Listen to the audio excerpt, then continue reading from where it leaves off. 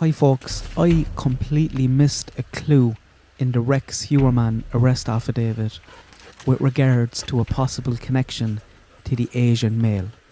I can't believe I missed it. I have not heard anyone else call this out. That's not to say someone didn't. I'm sure people have. Some people watching this video already clicked on. I didn't see it at the time, and I have not read or seen anyone else talk about it. So let me explain. How many bodies do people think that Rex is allegedly responsible for? It is already at scary kind of numbers, but it could be huge. He will most likely only face charges for 4 unless they find trophies. He's not going to see freedom again. But I have a feeling when all is said and done, he's going to be well into the double figures. They are doing searches across 3 states at the moment. All his houses, places he stayed or owned, storage units, everything. I'd love to know what they have found, if they've found something. If there is something that is there to be found, I believe they will find it. When most people, myself included, first learned of this case, that all these bodies started turning up, I was like, all of them, every body found there, all 11, including Shanann, everyone along that strip, they all must be the same guy. But the police, I thought, were very careful here. They said 4 victims are definitely one guy.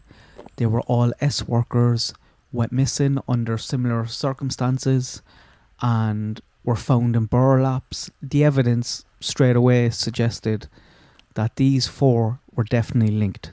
And they kind of managed expectations here a bit, I feel. And we've seen in the past where multiple killers might share the same dumping ground. Wouldn't be completely out of the ordinary for that to be the case here. They don't believe Shanann was one of the victims of the Long Island serial killer. She is the reason they found the bodies, but they said her death is unrelated. Her family are not so sure about that. The other 10 bodies that were found were listed as possible victims on the website. So it always seems like they never completely ruled them out for sure. Rex has charges for 3 of these victims, a 4th will likely follow, but I would be shocked if someone else or multiple other people are responsible for the other 6 bodies. One of those victims that I think, now in hindsight, I may have been wrong to brush aside too easily, was that the Long Island serial killer probably didn't kill the Asian male. There was only one male found. I'm not sure what language to use here in 2023, and I don't want to be disrespectful to the victim. I don't know what they identified as or what they lived their life as, but it was a biological male, a male who was found dressed in women's clothes and believed to have worked in the S industry. There was only one male found along the strip, and it didn't seem to fit the MO of the others. They believed the person was between 17 and 23 years of age. It was speculated, the obvious one, that maybe they were killed after it was found out by the killer that the victim was not a biological woman. I'm not sure about that, because I always kind of thought that biological males dressed as women working in the S industry would be fairly upfront about that sort of thing, as otherwise it could be very dangerous. I could be wrong on that, I've no experience in that scene. So the Asian male found, who is still to this day unidentified, was at the time, in my mind, the least likely to be associated with the Long Island serial killer out of the 10. That was until last night I was going back over Rex's arrest affidavit, and I completely missed something. 5 words, but 5 important words. In my last video on Rex, I went over how they nabbed him. I had some screenshots of his Google searches in there, the ones about searching for the Long Island serial killer, those ones. I didn't show in that video his CP searches because it's just sick. I do have them in the document on page 15 of that presentation if you want to see it. I will link that document from that video in a pinned comment under this video. But I'll show a redacted version here, and hopefully YouTube won't have a conniption and give out to me. All my videos are getting flagged lately, so I might as well.